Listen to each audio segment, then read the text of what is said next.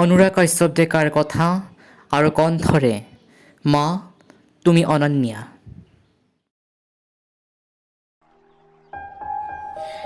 মোৰ জীৱন তোমাৰ সৃষ্টি, মোৰ গতি তোমাৰ দিশ।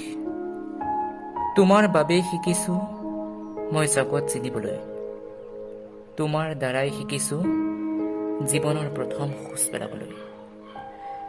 গংগাৰ দৰে পবিত্ৰ, বায়ুৰ দৰে শীতল, আপোন ভোলা আইৰ কোলাত প্ৰকৃতি সদৃশ সুন্দৰ, পৃথিৱী সদৃশ উদাৰ। আইৰ মুখ আৰু বুকু, আই মোক ক্ষমিবা মোৰ অক্ষমতাক, ক্ষমিবা মোৰ অক্ষমতাক। তোমাক নাজানো বুজিব হিয়াৰ পবিত্ৰ অশ্ৰু অঞ্জলিৰে।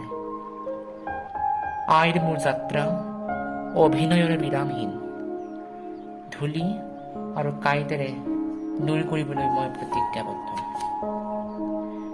তুমি মোৰ জোন, বেলি, তৰা, তুমিয়ে দিয়া মোক এক নতুন দিগন্তৰ ধাৰণা।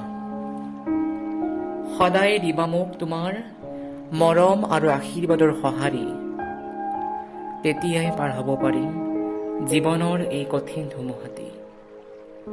সুখ দুখত লগত থাকি দিবা মোক সাহসৰ বাণী।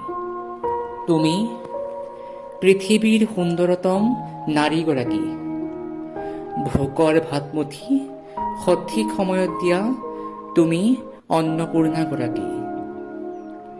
ঘৰখনৰ লক্ষ্মী দেৱী তুমি, সন্তানৰ বাবে আই সৰস্বতী।